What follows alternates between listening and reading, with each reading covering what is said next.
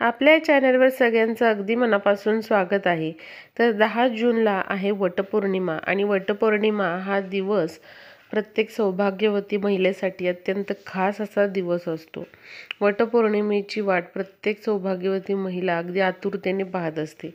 वटपौर्णिमेचा दिवस म्हणजे या दिवशी स्त्रिया नटून थटून आपल्या पतीच्या दीर्घायुष्यासाठी वडाचं पूजन करतात। त्यामुळे बघा, वटपौर्णिमेचा दिवस महिलांसाठी अतिशय खास दिवस असतो। त्यामुळे महिलांनी विशेष करून या दिवशी काही कामे करायची नाही आहेत किंवा काही कामं टाळायची आहेत। प्रत्येक तिथीचं महत्त्व असतं। ज्या त्या तिथीला काही कामं करणं शुभ फलदायी ठरत असतं आणि काही कामं जर आपण त्या तिथीला करत असू तर त्याचा दुष्परिणाम आपल्याला भोगावा लागतो। कुठे ना कुठेतरी भविष्यामध्ये याचा परिणाम आपल्या आयुष्यावर होत असतो। त्यामुळे बघा, फक्त या शुभतिथींदिवशी आपल्याला विशेष काळजी घ्यायची आहे। वटपौर्णिमा हा विशेष करून महिलांचा सण आहे। आपल्या सौभाग्याच्या प्राप्तीसाठी, पतीच्या दीर्घायुष्यासाठी, त्याचबरोबर पतीच्या प्रगतीसाठी, आरोग्यासाठी, त्याला त्याच्या क्षेत्रामध्ये चांगलं यश प्राप्त होण्यासाठी, नावलौकिक मिळवण्यासाठी हा दिवस महिला अत्यंत उत्साहाने साजरा करतात। प्रत्येक घरामध्ये जी स्त्री असते तर ती बघा त्या घराची गृहलक्ष्मी असते। पतीची प्रगती ही त्या घरातील महिलेवर अवलंबून असते।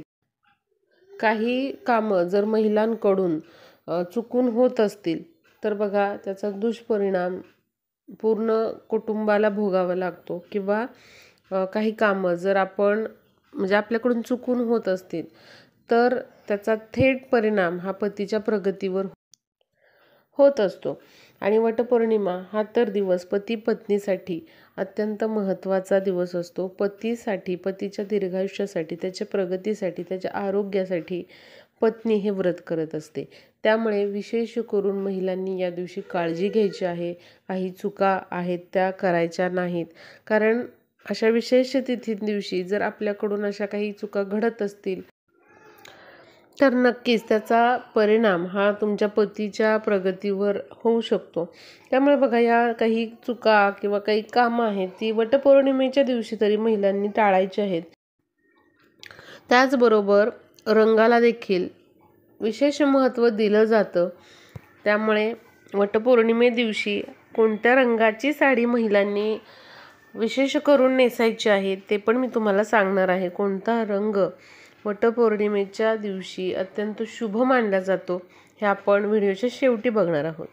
तर बघा, पहिलं जे काम आहे जे वटपौर्णिमेच्या दिवशी आपल्याला करायचं नाही ते म्हणजे या दिवशी पती पत्नीने वाद करायचे नाहीत। जरी इतर दिवशी आपल्यामध्ये काही वाद कुरबुरे असतील तरी देखील अपशब्द आपल्या पतीला बोलायचं नाही किंवा पतीने पत्नीला बोलायचं नाही। हे आपल्याला कटाक्षाने टाळायचं आहे। एवढा तेवढा तुम्हाला राग जरी आला तरी काहीही न बोलता आपल्याला काहीही अपशब्द बोलायचे नाहीत, हे लक्षात घ्या। पहिल्यांदा हे खूप महत्त्वाचं काम आहे। कारण बघा, संतापामध्ये आपण काहीही बोलून जातो, अपशब्द बोलून जातो, पण हे चुकीचं आहे। आणि अशा खास दिवशी, वटपौर्णिमेच्या दिवशी तरी आपल्याला हे कटाक्षाने टाळायचं आहे। त्याचबरोबर दुसरी गोष्ट म्हणजे महिलांनी वटपौर्णिमेदिवशी सकाळी लवकर उठण्याचा प्रयत्न करा आणि उठल्यानंतर बघा स्नान करायचं आहे। स्नान करण्याच्या आधी आपल्याला कुठेही स्वयंपाकघरामध्ये किंवा इकडे तिकडे फिरायचं नाही। ही महिलांनी अगदी कटाक्षाने पाळायची गोष्ट आहे। वटपौर्णिमेच्या दिवशी लवकर उठून स्नान करायचे आहे आणि स्नान करताना महिलांनी एक लक्षात घ्या, केसावरून आपल्याला पाणी घ्यायचं आहे, म्हणजे केस धुवायचे आहेत। केस न धुता वडाची पूजा केलेली आहे असं करू नका। या दिवशी न विसरता आपल्याला केस हे धुवायचे आहेत, हे लक्षात घ्या। कारण बघा, कुठलंही शुभ पूजन असेल किंवा शुभ कार्य असेल तर आपण आपले केस जे आहेत ते धुतलेच पाहिजेत, हे लक्षात घ्या। आणि वटपौर्णिमेदिवशी वडाचं पूजन केलं जातं। जरी तुम्ही वडाचं पूजन करणार नसाल किंवा तुमच्याकडून शक्य नसेल किंवा काही घरांमध्ये करत देखील नाही तर त्या दिवशी तुम्ही डोक्यावरून स्नान हे करायचंच आहे, ही गोष्ट महिलांनी लक्षात घ्या. या दिवशी वटपौर्णिमे दिवशी उशिरापर्यंत झोपणे किंवा दुपारी पण झोपून राहणे, संध्याकाळच्या वेळेला तर चुकूनही आपल्याला दिवे लागणीच्या वेळेला झोपून राहायचं नाही, हे महिलांनी लक्षात घ्या.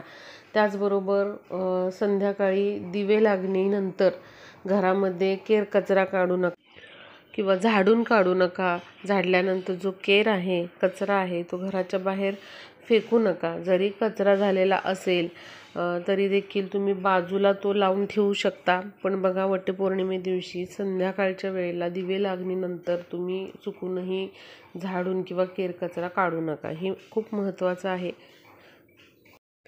आता बघा, पुढचं जे काम आहे जे महिलांनी करायचं नाही ते म्हणजे या दिवशी वटपौर्णिमे दिवशी वडाच्या झाडाला इजा होईल असं आपल्याला काहीही करायचं नाही. बऱ्याचशा महिला काय करतात, वडाला जाता येत नाही किंवा वडाचं झाड घरापासून खूप लांब आहे तर त्या फांदी तोडून आणतात आणि त्याची पूजा करतात. हे चुकीचं आहे. वडाची फांदी तोडून आणणं वटपौर्णिमे दिवशी हे अशुभ मानण्यात आलेलं आहे आणि याची शुभ फळं मिळण्याऐवजी अशुभ फळं मिळू शकतात. त्यामुळे बघा, या दिवशी वडाचं जे झाड आहे त्याचं जाऊन तिथे पूजन करायचं आहे. पण त्याचं एखादी फांदी तोडून आणलेली आहे हे करू नका. हे अत्यंत चुकीचं आहे. किंवा वडाचं पान तोडणे वटपौर्णिमे दिवशी हे देखील चुकीचं आहे. तर हे पण काम आपल्याला करायचं नाही. महिलांनी विशेष करून अशा प्रकारे हे काम करायचं नाही. त्याचबरोबर गर्भवती स्त्रिया असतील, प्रेग्नंट महिला असतील तर त्यांनी वडाला प्रदक्षिणा मारू नयेत असं आपल्या शास्त्रामध्ये देखील सांगितलेलं आहे. तर हे एक आपण पाळायचं आहे. जर महिलांना मासिक पाळी असेल तर त्यामध्ये देखील वडाला जाणं वर्ज्य समजण्यात येतं. त्यामुळे जर पिरियड असेल तुम्हाला तर वडाला या दिवशी आपल्याला जायचं नाही किंवा तिथे जाऊन पूजन करायचं नाही. घरी पण पूजन करायचं नाही, हे लक्षात घ्या. बघा, असं सांगण्यात येतं की 4था किंवा 5वा दिवस असेल तुम्हाला तर तुम्ही वडाचं पूजन करू शकता. पण हे लक्षात घ्या, जर तुम्हाला ब्लिडिंग होत असेल तर त्यामध्ये तुम्ही अशा प्रकारे वडाचं पूजन करू नका. 4था किंवा 5वा दिवस जरी असेल आणि ब्लिडिंग होतं आहे तुम्हाला तर हे चुकीचं आहे. त्यामुळे घरात पण किंवा तिथे जाऊन पण तुम्ही अशा प्रकारे पूजन करू नये. आता बघा, हे अगदी पूर्वीपासून चालत आलेलं आहे. मासिक पाळीमध्ये महिलांनी कोणत्याही प्रकारचं पूजन करणं हे वर्ज्य समजण्यात आलेलं आहे. यामध्ये बघा, कुठल्याच प्रकारची अंधश्रद्धा नाही आहे.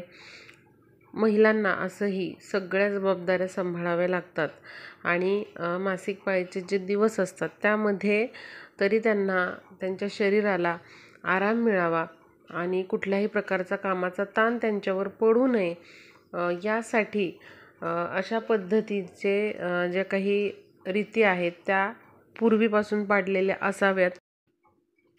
त्यामुळे बघा, जर तुम्हाला पिरियड असेल आणि 4था 5वा दिवस आहे पण ब्लिडिंग होत नाही आहे तुम्हाला तर तुम्ही अशा केसमध्ये पूजन करू शकता. पण ब्लिडिंग सुरू आहे आणि त्यामध्ये पूजन करत आहात हे तुम्ही टाळायचं आहे.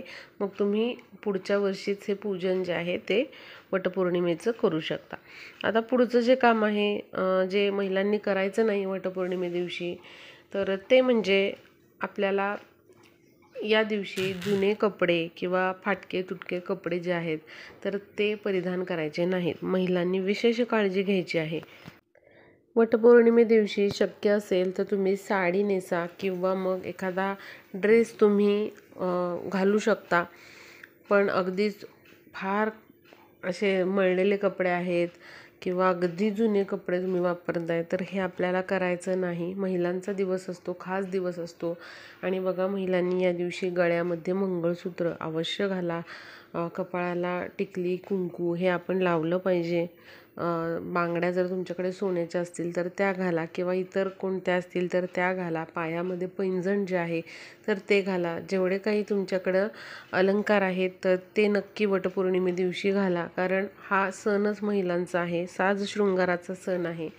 त्यामुळे महिलांनी या दिवशी छान व्यवस्थित राहायचं आहे.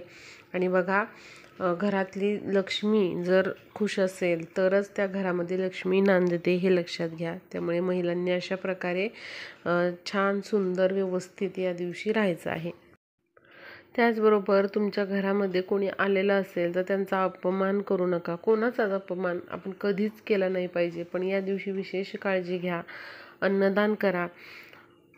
त्याचबरोबर ज्या महिला असतात, सुवासिनी असतात, त्यांना तुम्ही ज्या शृंगाराच्या वस्तू आहेत त्या दान करा. हे अत्यंत शुभ मानलं जातं या दिवशी अशा प्रकारे दान करण्याचं. त्याचबरोबर या दिवशी महिलांनी पांढरा रंग, निळा रंग, अगदी डार्क निळा जो असतो तो आणि त्याचबरोबर काळा रंग हा वर्ज्य करायचा आहे. आपल्याला या कलरची साडी किंवा ड्रेस पण परिधान करायचा नाही किंवा बांगड्या पण या कलरच्या आपल्याला हातामध्ये घालायच्या नाहीत. या गोष्टी महिलांनी लक्षात ठेवायच्यात. त्याचबरोबर या दिवशी बाहेरचं जेवण शक्यतो जेवू नका. घरामध्ये बनवलेलं सात्विक जेवण बनवण्याचा प्रयत्न करा. कुठल्याच प्रकारचा तामसी आहार, मांसाहार या दिवशी घ्यायचा नाही. जरी तुम्ही उपवास केलेला नसेल तरी देखील सात्विक जेवण तुम्ही या दिवशी बनवायचं आहे. त्याचबरोबर आता बघूया महिलांनी या दिवशी वटपौर्णिमे दिवशी कोणत्या रंगाची साडी ही नेसायची आहे. आता हे लक्षात घ्या, वटपौर्णिमा म्हणजे हा पौर्णिमेचा दिवस असतो. भगवान विष्णू, माता लक्ष्मीचा हा दिवस समजला जातो. त्यामुळे बघा, वटपौर्णिमे दिवशी तुम्ही पिवळ्या कलरची साडी अवश्य नेसू शकता. पिवळा कलर हा गुरुग्रहाचं प्रतिनिधित्व करतो आणि बघा, पिवळा कलर जर आपण पौर्णिमेच्या दिवशी अंगावर परिधान केला तर त्याचे अनेक शुभफळं आपल्याला पाहायला मिळतात. भगवान विष्णूंना अतिशय प्रसन्न करणारा हा रंग आहे. त्यामुळे पिवळा कलर तुम्ही वटपौर्णिमे दिवशी नेसू शकता किंवा म्हणजे साडी नेसू शकता किंवा पिवळ्या कलरचा ड्रेस परिधान करू शकता. याशिवाय तुम्ही हिरवा कलर, त्याचबरोबर लाल कलर, हे 2 कलर देखील या दिवशी वापरू शकता. त्यामुळे बघा, पिवळा, लाल आणि हिरवा हे 3 कलर जे आहेत, हे 3 रंग जे आहेत, तर या रंगाचे तुम्ही कपडे किंवा जे साड्या आहेत तर त्या नेसू शकता आणि बांगड्या पण तुम्ही या रंगाच्या हातामध्ये घालू शकता. तर बघा, ही काही माहिती होती, मला तुमच्यापर्यंत पोचवायची होती. तर नक्कीच व्हिडिओला जास्तीत जास्त शेअर करा, म्हणजे सर्व महिलांना ही माहिती जी आहे वटपौर्णिमेविषयीची ती समजेल.